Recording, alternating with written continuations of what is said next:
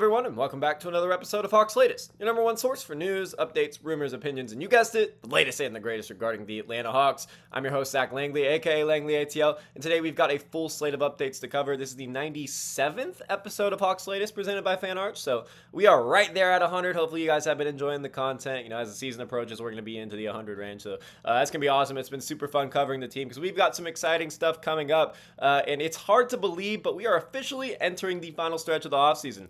We've got really a month left. Atlanta's roster looks deeper and more dangerous than it has in years, in quite some time. And, the countdown to meaningful basketball is officially on. With football season being weeks in now, it's about time for basketball. I'm ready for it.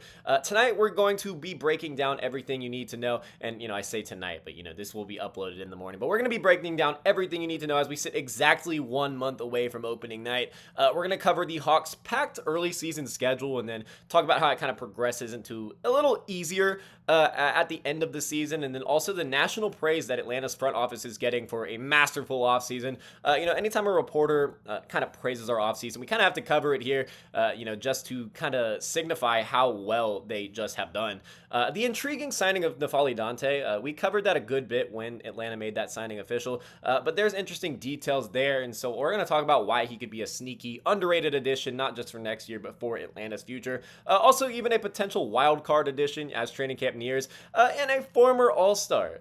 He might not be that all-star player that he once was, but he's still somewhat an impactful player and could fit a position of need for Atlanta. So without further ado, let's waste no more time and get right into it and talk about how first things first, let's set the calendar. Hawks basketball is almost back.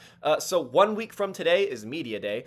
That's going to be, there's going to be a lot there. The Hawks preseason opener in Houston playing Kevin Durant and the Houston Rockets is 2 weeks away from today, exactly. And then in exactly 1 month from today, the regular season opener at State Farm Arena against the Toronto Raptors. We have got a lot going on in just a short period of time. It's going to be back in full swing. Atlanta tips things off at home against the new look Raptors team that, could be one of the most underrated squads in the entire NBA. Now, they haven't gotten a ton of love, and, just considering where they stand, I've got to personally see them win a little bit before I, get into, putting them in certain conversations with some of these top Eastern Conference teams. But their squad is a little bit underrated on paper. Last season, you all know they traded for Brandon Ingram. It was between the Hawks and the Raptors for Brandon Ingram. The Raptors ended up landing him. That could be a blessing in disguise for Atlanta, but nonetheless, so he didn't play at all for the Raptors last season after they acquired him. He did not suit up once. He will be making his Raptors debut at the start of the season. He's healthy now. And with that whole healthy Raptors team, that squad is underrated, especially that starting five. And so, he'll be making his Raptors debut in Atlanta, which will be interesting to be there and cover. They also landed standout rookie, Colin Murray Boyles out of South Carolina. He was someone that, Hawks fans wanted him. I wasn't necessarily too fond of his game. I thought he was too reliant of the abilities he has on the defensive end. I don't necessarily like his contributions on the offensive end, but he's still very young. He has a ton of room to grow. He's a special defensive prospect, and he's going to be pretty solid in Toronto. But like I said, when healthy, their starting five has the potential to compete with the very best in the league. I mean, look at it. It's Emmanuel Quickley, R.J. Barrett, Brandon Ingram, Scotty Barnes, and Jakob Poeltl. Now, there's not as much shooting there as an NBA fan would hope, and really to succeed in today's NBA, you got to have a lot of elite outside shooters. But nonetheless, this is going to be a very hard team to defend. Really, if they get going, I'm a little concerned, especially for how Atlanta's going to come out opening night against them. Though I think they'll come out with a win, but it may be a little rough. Toronto may get out to that good start, but we still have a month until that. So the Hawks, meanwhile, have survived for the most part, survived the long summer grind. They have training camp coming up, obviously, but the long wait is really over. This opening stretch to begin the season is going to be no cakewalk. I mean, whatsoever. Atlanta faces one of the tougher early season schedules in the Eastern Conference, which means a strong first couple of months, record-wise, will be critical. If they can stay kind of in that 4 or 5 seed range, they have a potential to boom after the first few months. And, as the season goes on, they can kind of secure a top seed in the Eastern Conference and, lock themselves into a playoff spot and finally get out of the play-in after like 4 consecutive seasons. So those first few months are seriously critical because, I mean, in the first few weeks, we've got I mean, we've got games against the Thunder, the Lakers, several Western Conference opponents. We're also away a good bit. So it's going to be really difficult. But they'll be in prime position to secure a high playoff seed by season's end, as long as they take care of business in the beginning of the season. So, of course, though, this optimism does not come for no reason. It is because of the roster itself. The Atlanta Hawks look really good heading into the 2025 season. They wrapped up one of the most active and arguably one of the best off seasons in the NBA. It's been widely praised and widely regarded as one of the best off seasons in recent memory from any team. I mean, they recognized that they had a chance to make some moves in the Eastern Conference and put themselves in with the rest of the contenders of the NBA. They took advantage of that, clearly, and they made some blockbuster moves. So it all started with that 3-team trade that brought Kristaps Porzingis, the former All-Star and NBA champion, to Atlanta, giving Atlanta the stretch big that they haven't had so far in the Trae Young era, or really ever. From there, the front office seriously went to work in free agency. They completed a sign-in trade with the Minnesota Timberwolves, bringing in Nickeil Alexander-Walker, who's a defensive specialist, who is an underrated offensive player, shot 38% from deep last season. They inked him to a 4-year, $62 million deal, and then followed that up by signing the sharpshooter Luke Kennard, a very underrated player, decent with the ball in his hands, but really a great catch-and-shoot guy, one of the most efficient three-point shooters in NBA history, to a 1-year, $11 million contract. They have two of those guys, Porzingis and Kennard, on 1-year deals, so if for some reason this doesn't work out, they have a very quick out, and you love that kind of flexibility for an NBA team, trying to make moves to compete not only for now but for the future. It clears a lot of salary off next off season in case they want to make a big move for one of the big targets that's going to be available. The biggest and probably the best move of the off season came on draft night, as we all know, after trading the 22nd pick in the Porzingis deal. Trading that away to Boston, to Brooklyn, because that was a 3-team deal. Atlanta turned the number 13 pick into the number 23 pick, plus an unprotected 2026 first rounder. That will be the more favorable of New Orleans or Milwaukee, one of the best assets in the entire NBA. It alone could result in a top 5 selection. I mean, the Hawks might end up landing the number 1 pick and getting a guy like Darren Peterson, who's a franchise-changing prospect. Scouts are already calling that 2026 draft class an absolutely loaded draft class. It certainly looks better than this 2025 class, and that's saying something, because while we haven't seen them hit the floor yet for official NBA play, this 2025 draft class looks really good. I mean, Atlanta landed Asa Newell at number 23, the guy that they were kind of targeting at 13. There was a few guys they were looking at 13 there. They were looking at Yegor Demon. They were looking at Asa Newell. They were kind of looking at guys like Cedric Coward, but nonetheless, they traded back. They still got Asa Newell. It was a very successful draft night for Atlanta, but getting him at 23 just shows how loaded this class was, because he was a freshman who put up really good numbers at Georgia, and usually in any other draft would probably go top 10. So national analysts are taking notice.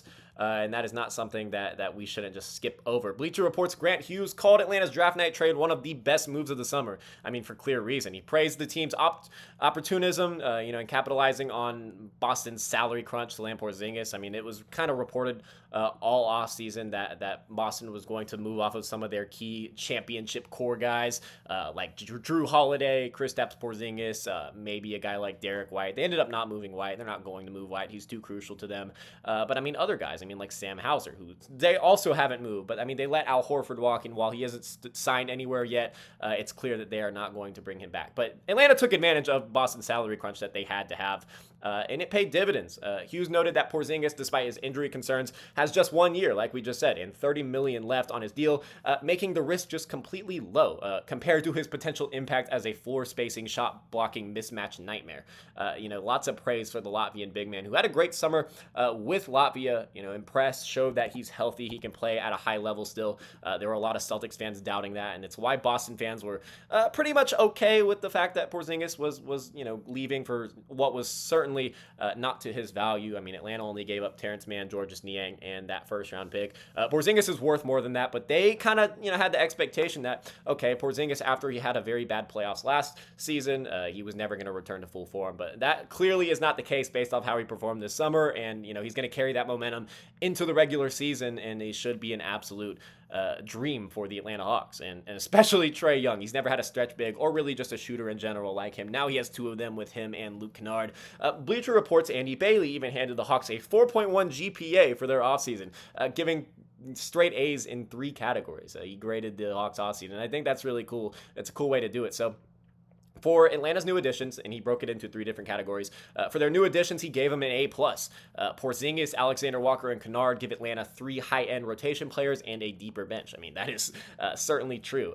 For continuity, they gave them an A. And, this is just because they lost some guys in acquiring these impact players that will certainly have a higher impact than the guys I'm about to list. But, I mean, they still lost Clint Capella and Karis LeVert, who was a very good addition last year at the trade deadline. I think Karis LeVert, Atlanta wanted to re-sign him. That was certainly a priority for them, but, Detroit was just offering more than we were going to. But and they lost some others. They lost Terrence Mann, who at times, he was very frustrating. Certainly one of the reasons that Atlanta lost that play-in game against the Miami Heat, where the crowd was absolutely electric, but, they couldn't convert and they ended up losing.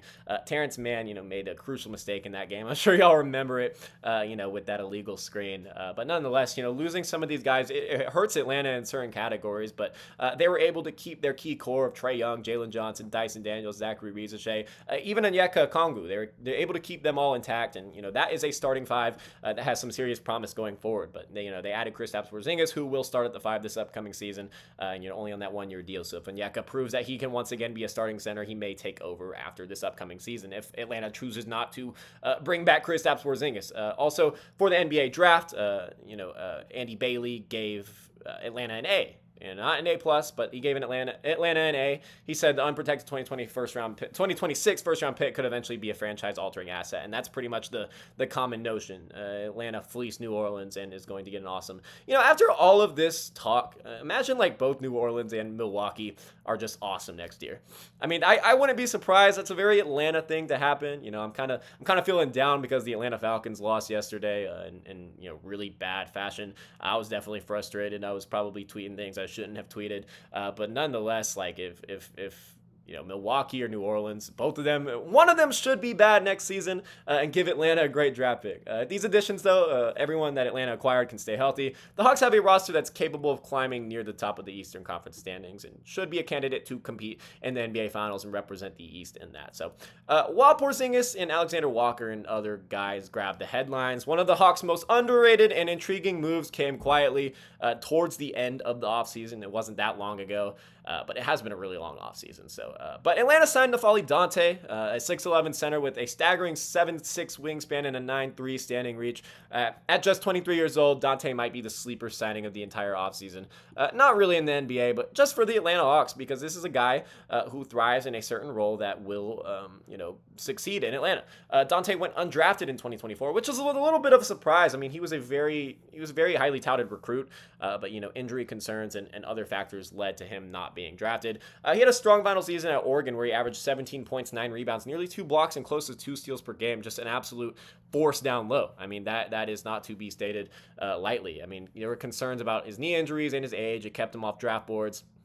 But last season, he dominated the G League. He got an opportunity there. He looked really good. He had averages of 16.5 points, 10.5 rebounds, and over 2 blocks per game and nearly 75% shooting. So just awesome splits for a young big man. It certainly looks like he has a future in the NBA, whether that's with Atlanta or not with Atlanta. Regardless, this is a very sneaky signing. Atlanta's front court is going to be very crowded. We got guys like Kristaps Porzingis, Onyeka Okongwu, Jalen Johnson, and even rookie Zachary Rizichet, but also guys that had underrated seasons last year like Mo Gay and rookie Asa Newell. There's lots of guys that deserve minutes, but Porzingis has missed at least 25 games in 4 of his last 5 seasons. As we know, this guy is very injury prone, so Atlanta at times is going to have to go deep into their rotation. So that could open the door eventually for Dante to carve out a role as a high energy rim protector and offensive rebounder. Just a guy that will be good with the rest of the guys. He kind of fits the timeline, and he's also someone that just in terms of play style fits. I mean, he can catch some lobs from Trae. He can, even Jalen too. Here's the best part. Dante's contract is a 2-year deal worth just $4.46 million with minimal guarantees, giving Atlanta a low risk, high reward opportunity to develop a potential defensive anchor. It could be at some point in his career. And like I said, that 2-year deal, it is completely, non-guaranteed after that first year. He's not making really anything in that first year, but it is partially guaranteed. After this first season, it's completely non-guaranteed, so Atlanta can do whatever they want with him, bring him back or choose not to. Regardless, I kind of trust the vision of the front office. I they deserve our trust after what they have done. We're just going to have to see it all, be on the floor. So finally, and let's hit this last segment of the video, let's address a name that continues to float around the league. It's a controversial name, especially for Atlanta fans, for good reason. But Ben Simmons. So with training camp just like a week away, the 29-year-old remains a free agent, which is a little bit surprising. It's kind of a situation like Russell Westbrook, but even Russell Westbrook is probably a better overall player than Ben Simmons in 2025. After stints with Brooklyn and the Clippers, last season he averaged 5 points, 5 rebounds, and 5.6 assists in 22 minutes per game between two franchises. He was traded after like 30 or so games with the Nets. Interest in him has been minimal due to lingering back issues and a well-documented decline in scoring. That's no secret. He once averaged like 15 points a game when he was an all-star, but he is no longer the scorer he is. But, in minutes, he is still a capable defender, actually a good defender in minutes, but also a capable offensive player. Just his playmaking really separates him from the rest of the kind of guys like really in his tier. Atlanta could be an interesting landing spot for a guy like Simmons. So after trading Kobe Buffkin to the Nets, which was, a confusing deal, but I kind of understand it just from the perspective that they were frustrated how Buffkin played in Summer League and they didn't really believe in his future going forward. Maybe just wanted to reroute him, get him a better spot for the future. I understand it in that, but still not even landing a second round pick in that deal is it's a little confusing. But the Hawks could always use another ball handler to stabilize the second unit. And the good thing about Simmons is that he's not just backup point guard. He's a guy who can play all 5 positions, and you can't say that about many guys in the NBA. Now, while the league is more positionless. Wow, I literally cannot talk today. While the league is more positionless in 2025, Simmons is a guy who seriously is positionless. He can play the 5. He played the 5 a lot for the Brooklyn Nets, but also point guard for them. So in a limited bench role, a guy like Simmons seriously wouldn't be bad. He wouldn't be a bad option. He wouldn't be asked to carry the offense, but rather to, in times, facilitate, grab some rebounds, push the pace, and defend multiple positions. All things he is certainly capable of doing. His early career included 3 All-Star appearances and 2 All-Defensive Team honors, and while those days feel distant, a healthy, motivated Simmons on a veteran minimum deal could be a sneaky addition. Why not? Maybe just invite him to training camp, let him duke it out with the rest of the guys. If the price is right, I'm totally in it. It's certainly something, it's certainly something for Hawks fans to keep an eye on as training camp approaches. So there you have it with, we are officially 1 month away from Hawks basketball returning to State Farm Arena. A very exciting time to be an Atlanta Hawks fan. I'm glad I got to cover this entire offseason. We still have a little bit left, so if the Hawks do anything, I'll certainly keep you updated on the channel. And, with a challenging early schedule and a new look Eastern Conference, Atlanta's going to need to hit the ground running. They need a good start, but the pieces are in place for a legitimate push towards the top of the standings. So that's going to do it for today's episode of Hawks Latest. If you enjoyed today's breakdown, be sure to leave a like, subscribe, and hit that notification bell so you don't miss a single update here on the channel. We're going to be pumping out videos every single day, keeping you guys informed on the latest and the greatest regarding the Atlanta Hawks. But let me know in the comments, what would you think about Ben Simmons? It's kind of a funny situation considering the fact that, Trae Young and the Hawks kind of ended his career in a way, kind of ended the all-star part of his career, but he's still doing a decent job. How would y'all feel about Ben Simmons? And, let me know what y'all think about what the analysts have said about the Atlanta Hawks, and, kind of what you expect going forward. It was an exciting offseason. But anyway, I'm Zach Langley, aka Langley ATL. Thank you guys for watching.